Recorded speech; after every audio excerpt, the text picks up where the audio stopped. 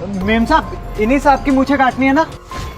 तो बोलती है हाँ हाँ इन्हीं की मुझे काटनी है, तुम इनके मुझे काटो। मैं इनका वीडियो बनाती हूँ तो ये मुझे काटने लगता है, तो ये इसके धक्का मार के बोलता है अरे तुम ये क्या बकवास कर रही हो, हाँ तुम्हारी हिम्मत भी कैसे हुई मेरी मूंछों को कटवाने की। तो ये इसको बोलती है अरे तुम यहाँ खड़े होकर मेरा मुंह क्या देख रहे हो, काटो ना इसकी मुझे। तो ये बोलता है अबे ओए नहीं, तूने अगर मेरी मूंछों को हाथ भी लगाने की भी कोशिश की तो तू सोच भी नहीं सकता कि मैं तेरा क्या हाल करूंगा, समझा। तो ये बोलती है करण तुम ये सब क्या कर रहे हो, मैं वही तो कर रही हूँ जो तुमने कहा था। तो बोलता है मैंने। अब आगे जो होता है उससे पहले खाटू श्याम जी का नाम लेकर वीडियो पर एक लाइक करके चैनल को सब्सक्राइब जरूर कर देना और कमेंट करके जरूर बताना वीडियो कैसी लगी, और अगले पार्ट के लिए कमेंट में पार्ट 2 जरूर लिखना।